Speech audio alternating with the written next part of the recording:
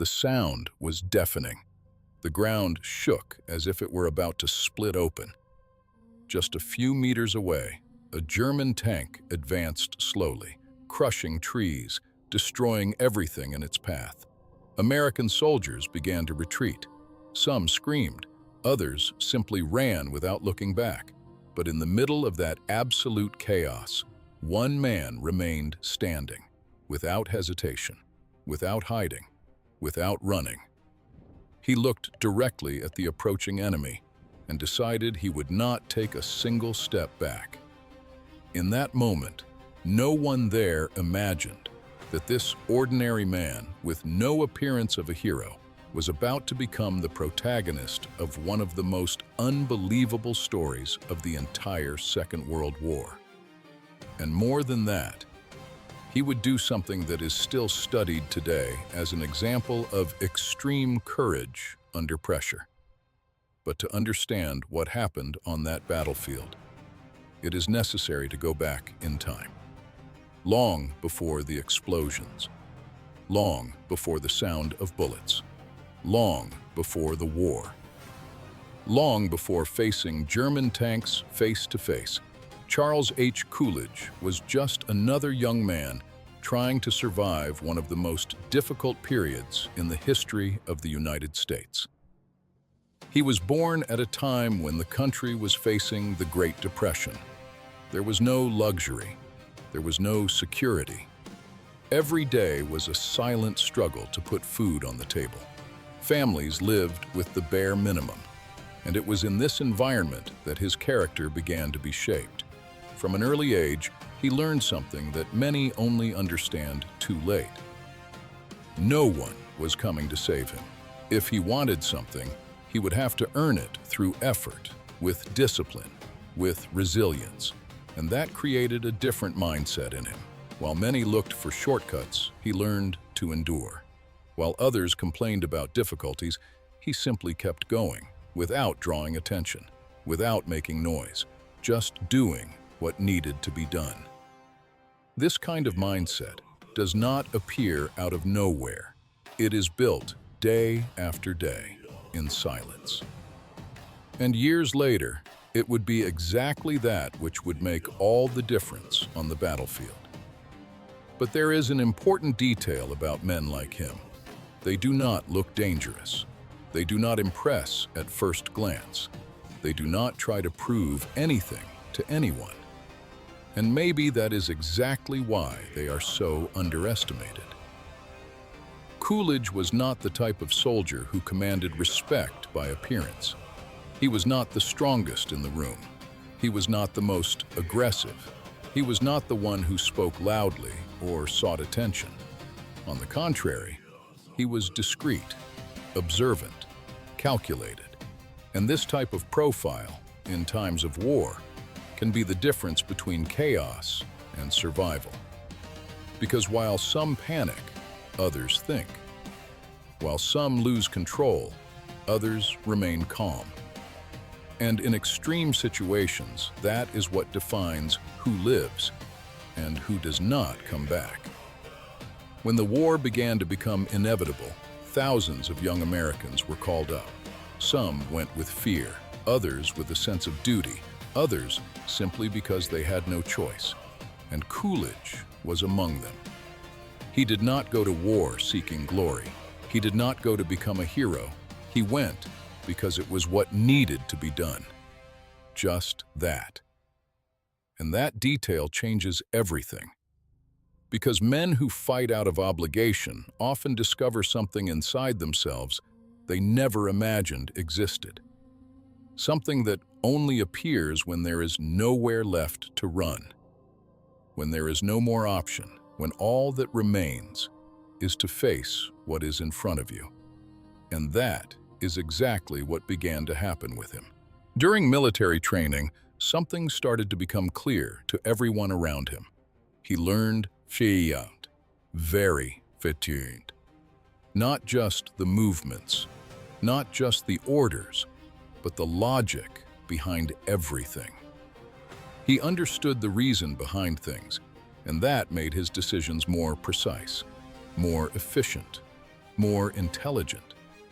While others followed commands automatically, he absorbed, analyzed, and adapted.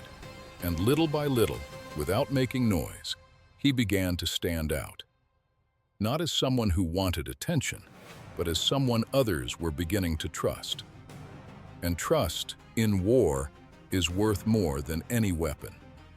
Because when everything collapses, soldiers do not follow orders, they follow people. And that is exactly what began to happen. Even without seeking leadership, it began to fall on him, naturally, without effort. Because in moments of pressure, people looked at him, expecting a decision, expecting direction, expecting stability, and he delivered that, without shouting, without exaggeration, just doing what needed to be done, with clarity, with firmness, with control. And that created something extremely powerful. A leader who did not need to prove he was a leader. He simply was. But the truth is that no training, no preparation, no exercise is capable of simulating what really happens on a battlefield. Because in theory, everything seems controlled. But in practice, everything gets out of control. Fear appears. The sound of explosions confuses. Adrenaline accelerates the heart. And decisions must be made in seconds, with no margin for error. And it was, when he was finally sent to war, that everything he had built throughout his life would be put to the test. Before reaching the moment that would make him known around the world, he went through something that many could not endure. The war in Italy, a brutal scenario, difficult terrain, intense combat. And there, for the first time, he saw up close the true face of war. Not the one shown in newspapers, not the one told in speeches, but the real one, the silence after battle, the weight of decisions, the responsibility of leading men who depended on him to return alive. And that changes anyone. Because from that moment on, it is no longer about you. It is about others. It is about keeping everyone alive. It is about making choices no one wants to make. And it was there, in that hostile environment, that he began to completely transform. The silent man was still there, but now there was something more. Experience, coldness under pressure, the ability to make quick decisions, and above all, the understanding that every choice could cost lives. And that shapes a real leader, because there is no space for ego. There is no space for mistakes. There is only responsibility. But nothing, absolutely nothing, that he experienced up to that moment would compare to what was coming. Because soon, he would be placed in a situation where there would be no support, no advantage, no safety, just him, his men, and an enemy advancing with full force. And it was at that moment that the real story began. War does not warn when it is going to change a man. There is no exact moment when everything transforms. There is no clear sign saying, from here on, you will never be the same again. It happens gradually, in silence, in every difficult decision, in every sleepless night, in every face that disappears. And it was exactly like this that Charles H. Coolidge began to stop being just a soldier and started to become something much greater. After the experience in Italy, he was no longer that young man who entered the army simply because he had to. Now he carried something that few understand, the weight of real responsibility.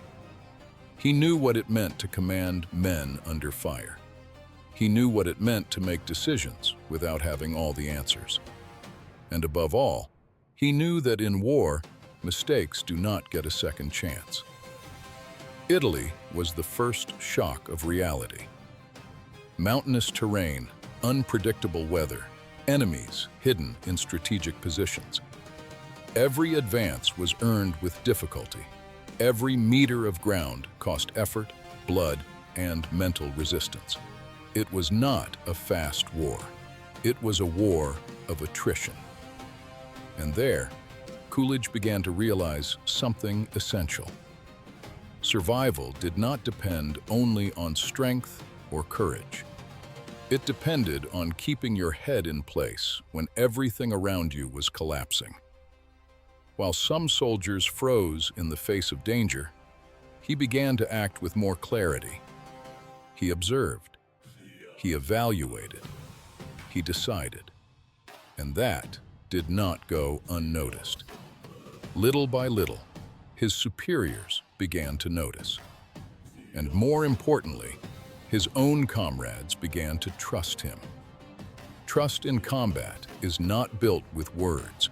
It is built with actions, with the right decisions at the right time, with the ability to keep everyone alive when the situation seems impossible.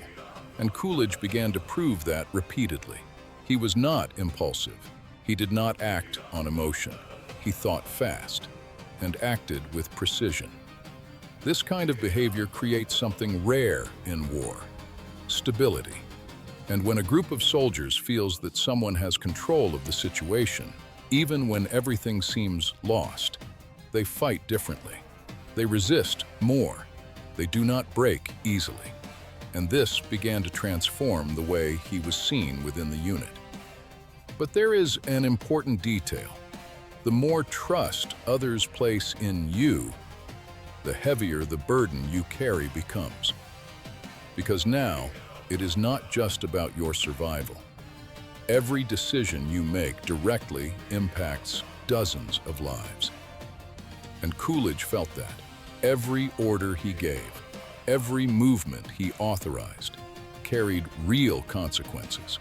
And that requires something that few can maintain: emotional balance under constant pressure. Because fear does not disappear. It remains there. But control needs to be greater than it. And that is exactly what he began to master. After the campaign in Italy came the next phase of the war, a completely different scenario. France. The advance of Allied forces after D-Day opened new fronts of combat. But that did not mean ease. On the contrary, the enemy was prepared, organized, determined to resist until the end.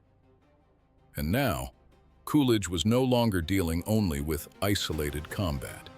He was entering a scenario where every movement could trigger a much larger reaction.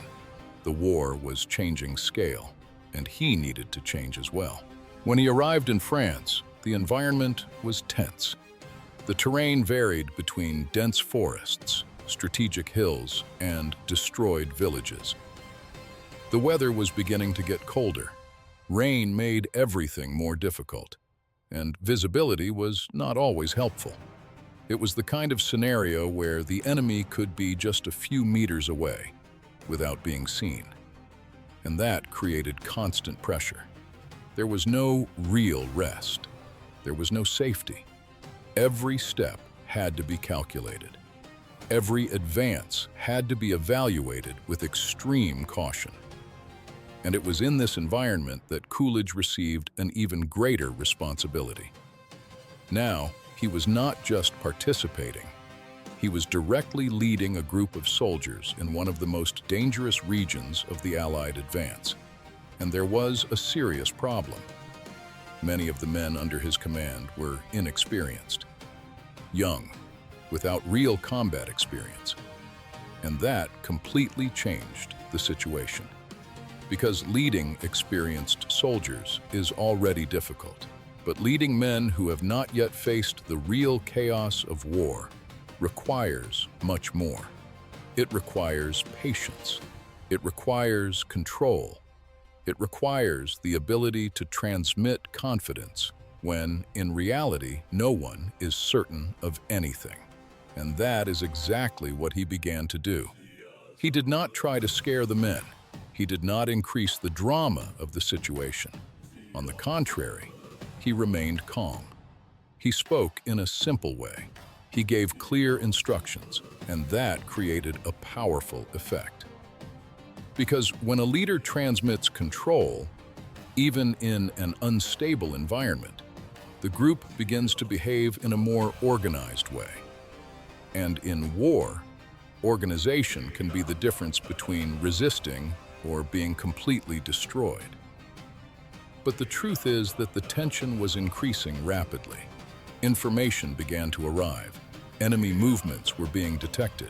German troops were positioning themselves in strategic points, and one of these positions was beginning to draw attention. A hill, a high point, a place that offered a clear tactical advantage to whoever controlled it. That was not just a piece of land. It was a key to controlling the region, and as in every war, whoever controls the high ground controls the battlefield. And it was there, at that specific point, that everything began to take shape. The signs were clear. The enemy was preparing. The movement was not random. There was organization. There was intention. And that meant one thing: the confrontation was inevitable. It was no longer a question of if, it was a question of when. And when that moment came, there would be no margin for error, because any failure, any hesitation, could mean the end of the entire unit. Coolidge realized this before many others. He began to prepare his men: positioning, cover, communication. Everything needed to be aligned, because he knew that when the attack came, it would be fast, intense, and relentless. And in this type of situation, victory does not belong to the strongest. It belongs to the most prepared. But there was something he still did not know. The attack that was coming would not be just another confrontation. It would be something completely different. Something that would test not only his ability as a leader, but his own capacity to endure at the extreme limit. And when that moment arrived, there would be no room to retreat, only to fight or disappear. The silence before combat is always deceptive. Everything feels too calm. The wind moves through the trees, the distant sound of footsteps, the creaking of equipment. And for a brief moment, someone might even believe that nothing is going to happen. But those who have been there know this kind of silence does not bring peace. It brings warning. And in that region of France, at an elevated position known as Hill 623, that silence was about to be broken in the worst possible way. Charles H. Coolidge observed the terrain carefully.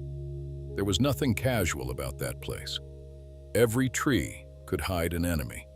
Every shadow could be the beginning of an attack. And even without clearly seeing what was coming, he felt it. Something was wrong. Something was about to happen. His men were positioned, many of them young, inexperienced, some trying to appear steady, but with fear evident in their eyes, others gripping their weapons too tightly, as if that would stop what was coming. And Coolidge knew exactly what they were feeling. He had already been through it. He had already seen how the first combat completely changes the way a soldier sees the world. And now, it was his responsibility to keep those men standing. Not just physically, but mentally. Because the body only keeps fighting when the mind is still firm. And at that moment, everything depended on that. The first movements began almost imperceptibly. A sound in the distance, then another. Something moving between the trees. It was not random. It was coordinated. And then came the first clear sign. Gunfire. Fast, sharp, direct. The kind of shot that leaves no doubt. The attack had begun, and with it chaos. The sound of bullets cutting through the air, dirt being thrown up, screams, orders being shouted in the middle of confusion. Some soldiers reacted immediately, others froze for a second. Enough time to understand that this was not training. This was real. Coolidge did not shout. He did not panic. He did what he had been doing from the beginning. He thought fast. He observed the pattern of the attack, direction of fire, intensity, movement, and then he began to act. He positioned his men, distributed cover, adjusted the defensive line, all in a matter of seconds, without hesitation. Because in combat, those who hesitate lose. And at that moment, he needed to turn a group of pressured soldiers into a functional line of resistance. And that requires absolute control. But the attack was not simple. It was not disorganized. The Germans were advancing with strategy, using the terrain in their favor, pressuring from multiple points. It was a real test, and the pressure began to rise quickly. The volume of fire increased. The intensity of the attack did not decrease. On the contrary, it increased every minute. And with that, the strain began to show. Not just physical, but mental. Because holding for a few minutes is possible, but holding without knowing when it will end is something completely different.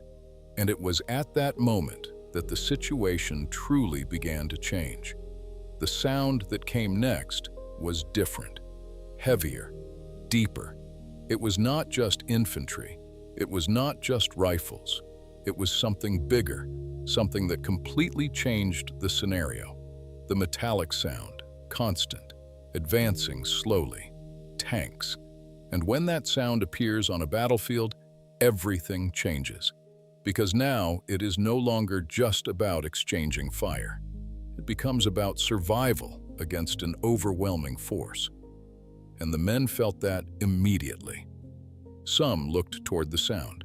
Others froze for a second, because everyone knew that was not a good sign. Coolidge knew it too, and in that instant, he had to make a decision that would define everything. There were not many options. Retreating meant losing position and opening the way for the enemy. Staying meant facing something much greater than his unit was prepared for. And this kind of decision does not exist in manuals. There is no right answer. There is only consequence. And he needed to choose fast.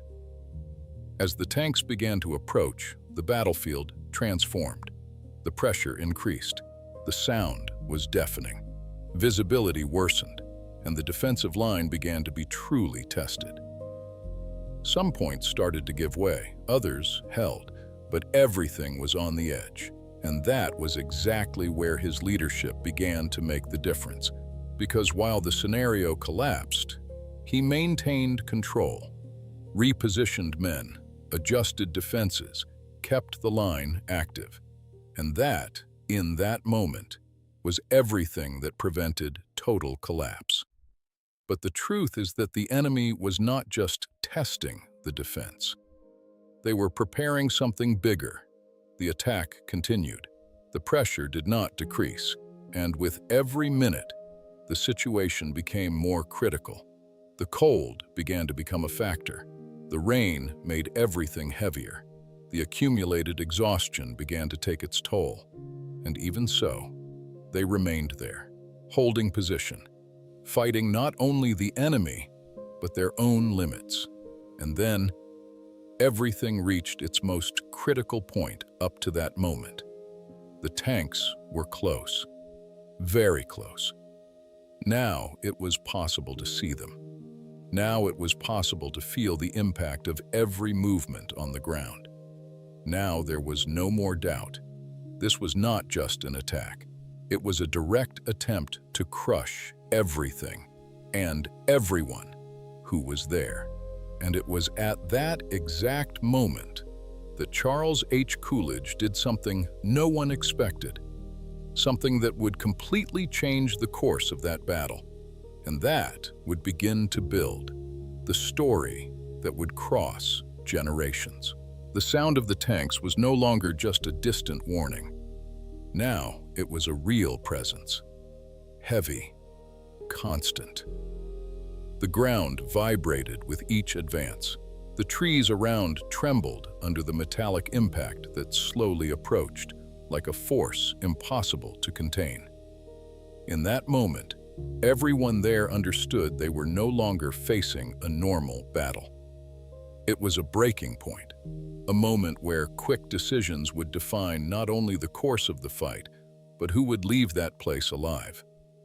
As the steel advanced, crushing earth, branches, and anything in its path, Charles H. Coolidge did not look away. He did not hide. He did not retreat.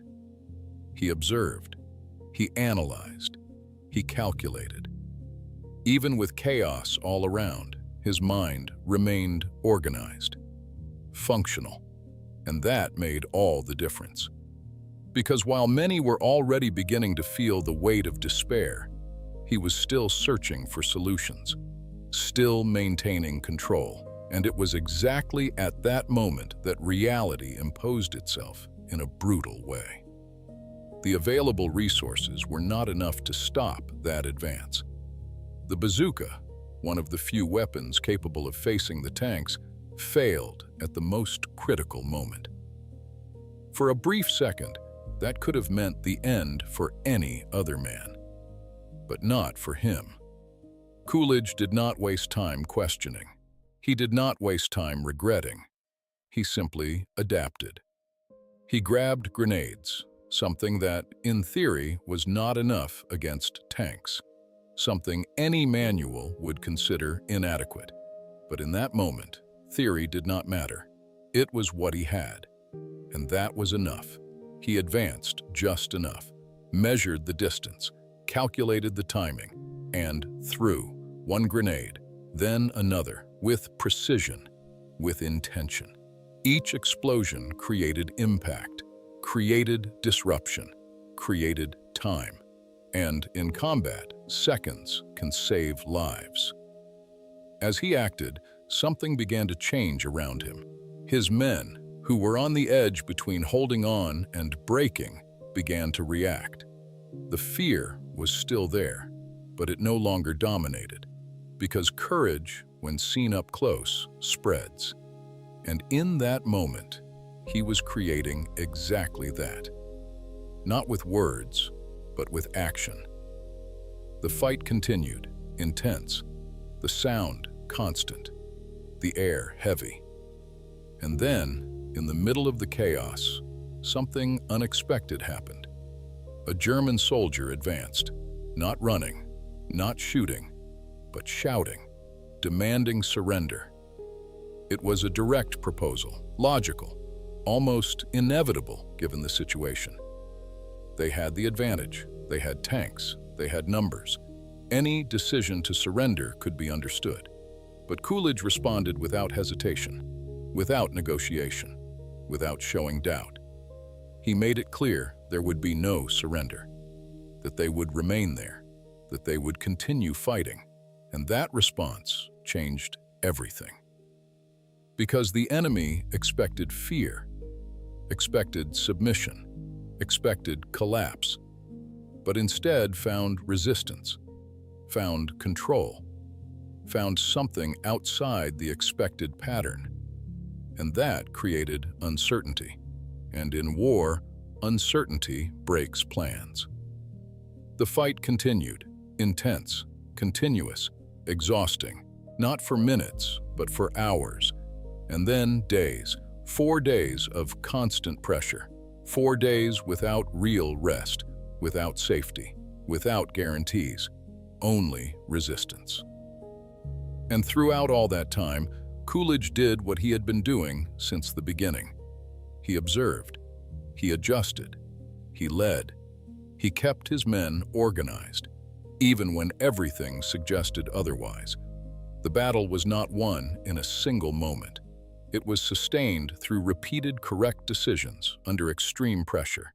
And then, when the limit was reached, when staying was no longer an advantage and started to become a risk, he made another crucial decision: the withdrawal. But not a disorganized retreat, not an escape. It was a controlled withdrawal, planned, where every man would leave safely. He maintained order until the last second, ensured everyone pulled back, one by one, without panic, without breaking, and like a true leader, he did not leave first. He was the last. He only left that position after making sure all his men were out of danger. And in that moment, without anyone fully realizing it yet, he had just written one of the most impressive chapters of the Second World War. What came next was not immediate, because battles can end in a matter of minutes, but their impact takes much longer to be understood. When Charles H. Coolidge finally left that position, there was no celebration. There was no sense of victory. There was no complete relief. There was silence, a heavy silence, filled with everything that had happened. There was exhaustion written on every face. There were men trying to understand how they were still alive after 4 days under constant pressure. Because looking at that situation coldly, nothing indicated they would be able to resist. Everything pointed to collapse. Everything suggested that line would break at some point, but it did not break. And that kind of experience changes the way a soldier sees everything around him. Gradually, as the dust settled and the adrenaline faded, the reports began to emerge. Details started to be shared among the soldiers themselves. Officers began to hear what had happened there, not in an exaggerated way, but with the precision of those who lived every second of that combat. And the more this information was analyzed, the clearer it became that this had not been just another episode of war. This had been something different, something that did not fit the pattern, because it was not just about momentary courage. It was not just about isolated bravery. It was a sequence of correct decisions made under extreme pressure. It was the ability to maintain a functional unit when all variables pointed to complete collapse. It was keeping men steady when the scenario pushed everyone toward losing control. It was real leadership. And that kind of leadership does not appear anywhere. It cannot be improvised. It appears when someone is able to maintain mental clarity in an environment designed to break that clarity. And that was exactly what began to draw the attention of his superiors. Not as an exaggeration of war, not as an inflated story, but as technical recognition based on facts, based on results. Because in the end, what truly matters in combat is not what someone says they did, but what actually happened. And what happened there was simple to understand. A position was held beyond expectations.